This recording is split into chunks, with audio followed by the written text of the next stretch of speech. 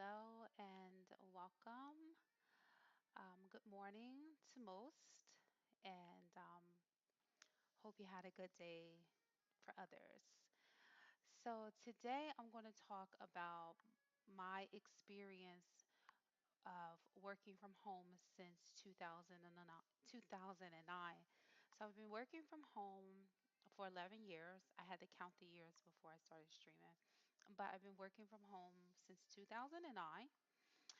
And full time in 2011, I decided to go full time and work from home full time because I am a mother and I wanted to be home with my children, especially the small one that I had at the time. So before I began working from home, I just had the one daughter. And then I had my second daughter when I began to, kind of get more engaged in working at home environment. So I had all intentions on just kind of starting my day, getting ready to write a report or paper, and I was kind of slow moving or what have they. But the reason that I have on this headset is because I was about to do some tutoring, right? I do English tutoring to students. Well, most of them are adults, but nevertheless, students that are in Korea.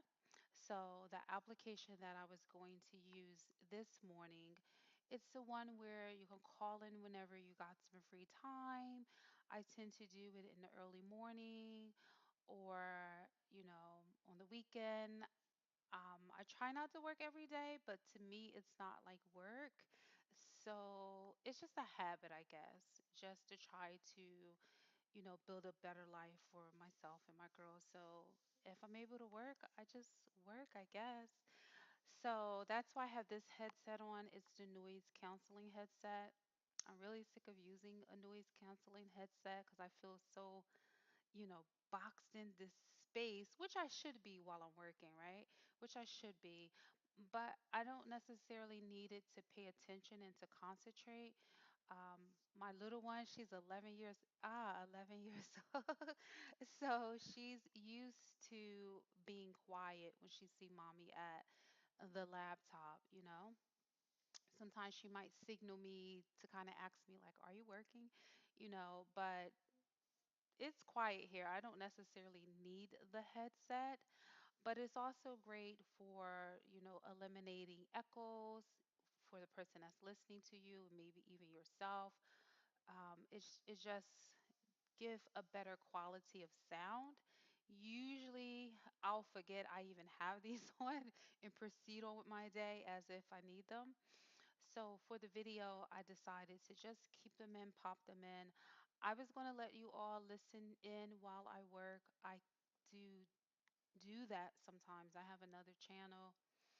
You might see it merged in with this channel, but there's a whole playlist of me recording myself, mostly myself, and my teaching techniques and how I teach people in English. So there's several different work from homes, and this one here is Arise. When I first started working from home, I started working through this organization called Arise, and it's mostly a customer service job. There is a list of organizations that work through them, so it's a whole third party situation, but really reputable organizations through Arise. And I'll talk about each of these that's going through this slideshow, but I'm on Arise right now. So, Arise. The income is really low, but it's income. So let's not get it twisted. It's income. It's a nice supplemental income. Um, it's actually the income that I resulted to after resigning from my nice cushioned um, local state government jobs. I used to work for the state of New Jersey and I was promoted every year, but life circumstances and just things that I had to get clarity on in my personal life and professional life and my educational stance resulted to me resigning and just kind of restarting my life. And it did take a lot of diligent work. I became more engaged in my studies. I wrapped up my bachelor's degree while working from home through Arise, raising these two girls, one being a small baby and one being a teenager, preteen. My girls are 13 years apart. So it was just a lot more manageable, just having more control of my schedule, being more hands-on, being a stay-at-home mom at my own accord. I am a single mother, and I wanted to take control of, circumstances. So I decided to work full time from home after having my second child. So she was born in 2009. And that's when I decided to get more engaged in the work from home. I knew about it beforehand, but I started working at the state of New Jersey, so I felt like I didn't necessarily need it. It'd be great if I needed some extra income, but I was surviving and doing well with the income that I was earning at the state. But then I wanted to be more engaged with my girls and be on the front line of actually rearing them up properly and just being able to be more accessible to them. So that's where Rise came in at until I earned my bachelor's degree. Now, immediately after earning my bachelor's degree, so I earned my bachelor's degree in February, and in April, I got hired to work at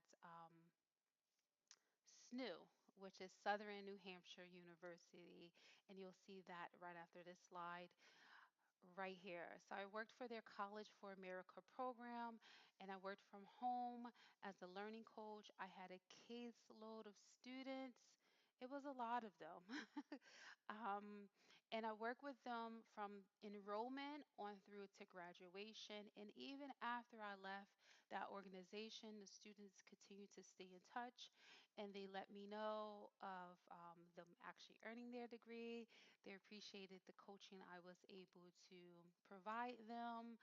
I was able to make really good connection with my students. I'm a very personable person, so it's easy for me to do that. And while I was working there, while I was working at SNU, SNU was great. It's a really great program. You should all should look into it if your employer offers this program. I began to work not for this company. It was another company. I can't think of their name, but they reached out to me and they were offering me to teach English from home online to people that were in China. And I hate that I can't think of the name of this organization, but at the same time, it's okay because I left because it just didn't work out. I'm not in my favor, and I really feel like they still owe me money to this day. So they were paying me, it was a pretty decent income, a lot more than a rise. It was more than SNU as well. So that company was paying $30 an hour, and I was making a lot of money. I was needing a lot of money. And in the middle of working, right? In the middle of the contract of working, in order to log in, you had to sign this new contract, and the new contract was significantly lower, right? And their little promotion was over. They sent out the email or whatever, and they kind of like snatched the rug from up under me. And, them accountable for that. Like I made every attempt to hold them accountable for that, but it ended up in just a bad relationship and we had to part ways. And that's when I came across this one here. It says welcome to Access, but it's actually, if you look in the upper left hand corner, it says EF, and that stands for Education First. Now, I still have a contract with them. I don't really work them. Um, it's been a little bit. I definitely don't work Arise anymore, but I still have an account with Arise. I still have people that work under me through Arise. Well, they're not active because I've encouraged them to open up their own business under Arise, and you can do that. Um, but a lot of people not set up that way where they want people to work under them. So, however, the less I got through SNU, I started working at that other company, and then I'm still contracted with EF, as you can see the EF in the corner. So I'm still contracted with them. Um, while being contracted with them, this company as well offered me a contract too. So I actually have contracts with both of these companies. And now I actually work for CGU online program. I am the student success coach at CGU, and absolutely love working with people and really helping them advance themselves. Arise is more of a customer service base. SNU, again, just working with students. Absolutely love working with students. I'm a psychology major myself, working in my doctorates program now. EF is great, supplemental income. You make your own hours. All of these organizations that I work through, I make my own hours or made my own hours. Very flexible for at home people, single moms, single fathers, anyone that just kind of needs that flexibility. So, yes, I've been working from home for quite a while. I did another video about working from home and the best practices in regards to working from home. You could check out that video. So this was an impromptu video, but then I went back and did some snippets in regards to where I actually worked at and kind of what that experiences what those experiences were like in those roles, and where I continue what I kind of left at the wayside. Now, besides that one that I kind of had the bad blood with, like I really had a bad blood with, um, I'm fully still engaged with them, and also SNU. Like I still connect with some of my colleagues from SNU, and again, some of the students still reach out to me in regards to how things are for them. But this is a great way to have several means of income because you don't want to rely on just one organization. If it's not your full-fledged business, which I do have a full-fledged business, which is actually a life learning and executive coach. So people can actually contract me for those particular services. I study psychology. I love psychology, which makes sense for the jobs that I had. Well, maybe not so much a rise because that was a customer service job, and that was me first stepping into the work from home space. But I do study psychology. That's really why I'm at my laptop today, because I'm getting ready to write a 15-page paper that is due tomorrow. And I usually write those on the day of, but I just wanted to have, a leg up in this particular course, like I've been doing for the whole duration of the course, trying to just submit my things early. I usually fare quite well in my studies, and I usually have anxiety if I see my grades trying to slip in the lower A for me. So if it's starting to get towards a B, this anxiety like comes over me.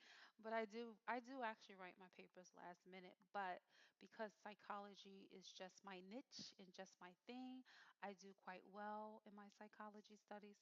So I'm really at my laptop so I can really put together this proposal. So my degree program is industrial organizational psychology, and that's really just reconfiguring businesses or doing executive coaching and transitioning of practices just to reach a common goal. So I'm writing a report on that. Definitely going to connect that to my I think I'm going to use the state of New Jersey as my example. I know I'm going to use the state of New Jersey as my example and just how to build better communication lines with colleagues so they can effectively reach the goals that are set for the team or organization or however way I word it. I'll let you guys know how I did on this final paper or proposal report. But I just wanted to share some of my experiences of working from home and what the different organizations were like. Do I have a favorite out of any of these? Would I recommend them? Would I not recommend them? I guess it's all in regards to perspective. Arise is definitely like a stepping stone. You don't have to have any particular credentials for them. It's a nice selection. SNU, you definitely have to have, there was a lot of, I want to say psychology major coaches with them. In regards to education first, there's no educational credentials with them that are needed. You can definitely just step into tutoring. They were just really specific in regards to, have you ever done this before? Do you know what this is about? And I definitely had to have my master's for CGU because I'm working with graduate students here. So there's plenty more different organizations that I am familiar with that I've utilized. They didn't really make this list for today because I didn't get fully engaged in them. Um, Whether the pay was just too low, the demand was just ridiculous. There was one that I really, really liked, but I forget what happened. And it was called, you had to be in your doctorates program or you had to already earn your doctorates. And you were going to teach English, but you had to be in that space of credentials. But there's a lot of different ones. There's one called Preply. I make a lot of money from them, actually. I'm surprised I didn't add them on this list, but probably because the students just they reach out to me, right? So they'll see me on the platform and they'll check out my credentials and then they will reach out to me. And just to give you more information in regards to why I make a lot of money from them, well, because you pick your own rate. And because I know what I bring to the table, I charge a rate of $65 an hour and well, they see 85, but the organization take a percentage. So I put 85. So they are paying me $85 an hour, but that's because I'm making sure that I actually get my $65 an hour and I get booked from them quite regularly. S- but again, there can be some downtimes too. So right now, I don't have a student, well, not a student that's studying right now. So that's why I didn't mention them here because I kind of forget about them. I get these emails and then, like, oh, let me make sure I can actually schedule them in. But if you have any questions or anything like that, leave a comment or email me. My email, although this email account for this YouTube says West Coast Shonda, that's still good too. But in regards to really true business, it's remote executive coaching at gmail.com. So that's how you can actually contact me in regards to if you want to know. And that's the email that I pay attention to. I don't care if it's in the middle of the night. If an email comes through on that email account, I'm one eye looking at it like, okay, you know? But there is an abundance of work from home organizations. I know a lot of them. Doesn't necessarily mean that I've worked through them, but I did do research on them and I just spoke on the ones that I've actually been paid through and know what the paying system is like. And they all have a variety of ways of paying you. Some of them pay you through PayPal, which I don't necessarily like. There are ones that will supplement you the fee that you receive if you're getting paid through PayPal. A lot of them will pay you direct deposit into your banking account. Um, some will send you a check, but they prefer to pay you through electronical means, but they will send you a check, um, which is okay too, depending on your preference. But if you have any questions, let me know. I'm more than happy to assist. But this is my experience. The sunshine woke me up this morning because when I first got started, my first dream, I was like a little tired, not really sure. But I love the sunshine, just beaming, and that natural light is everything to me. So thanks for listening. Thanks for tuning in. I appreciate your presence. Let me know if you have any questions, if there's anything that you'd like for me to talk about here or what have they. Just let me know. All right, bye for now.